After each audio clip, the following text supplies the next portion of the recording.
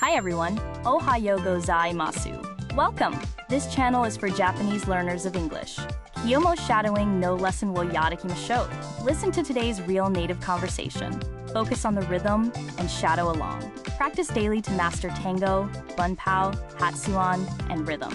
Repeat and try again tomorrow if needed. Zehi. Channel no toroku wo onegai shimasu. Okay, are you ready? Here we go.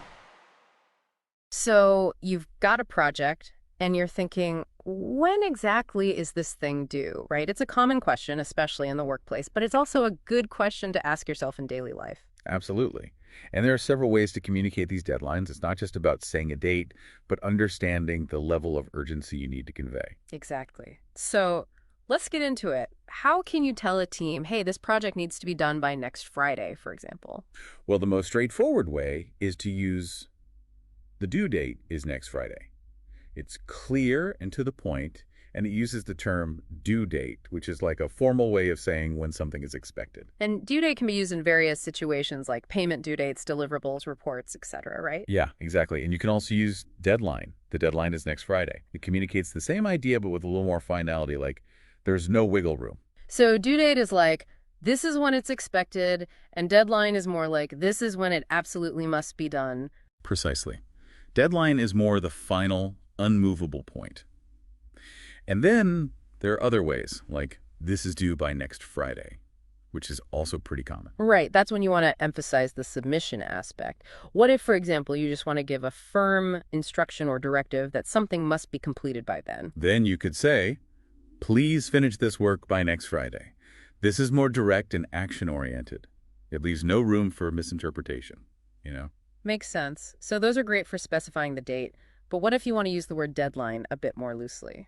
You could use a phrase like, we need strict deadline adherence, or ensure firm deadline compliance. This emphasizes the importance of sticking to the time frame. Those are good phrases for setting expectations, almost like you were setting a tone. Yes. Yeah. But there's also using it in a way where you were, like, reminding someone of an impending date, like, the deadline is approaching. So how do you make sure that people actually stick to these deadlines, though? Well, being clear about what the deadline is for helps, you know? It's not just about saying when, but also why. Yeah, so you give it a context, make it more meaningful. Exactly. And sometimes you might need to be a little more insistent, especially if you're working in a fast-paced environment. So instead of the due date is next Friday, you say the deadline is non-negotiable. So you want to convey a sense of importance.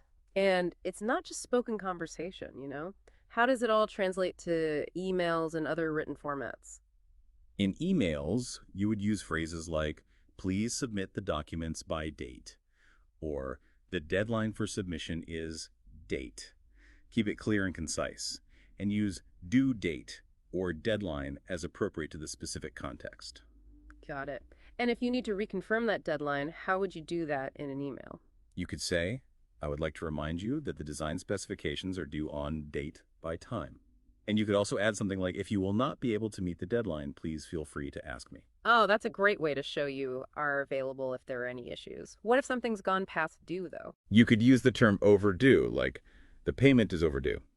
It's a simple way to state that the deadline has passed. So overdue is specifically for things that are past their deadline. Precisely. And as a final note on terminology, the term expiration date is specifically for expiry, the date after which something's no longer valid. That's a good distinction to make. Are there any other subtle things that we must remember when giving or asking about a deadline? Absolutely. The prepositions by, within, prior to, and until all help when conveying the proper nuance. By specifies the deadline. Within emphasizes that the time is limited. Prior to suggests a need to get things done before a certain point, and until is for stating the period till which something happens. But that can be used to set deadlines, like please do it until this time. Okay, that breakdown of prepositions is actually incredibly helpful, you know. And to really emphasize the importance of meeting deadlines, some might choose to use a shortened version of deadline in emails.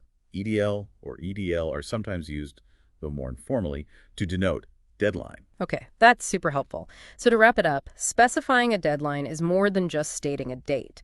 It's about choosing the right words to convey urgency, importance, and clarity. Exactly. Whether it's a due date, a deadline, or using the right prepositions, understanding the nuances can make a big difference in communication and ensuring people meet their obligations. Alright, we've finished today's lesson. How did you find it?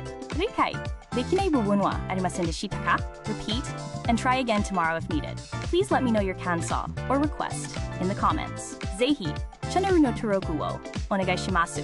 I look forward to seeing you all again soon. See you next time. Bye bye.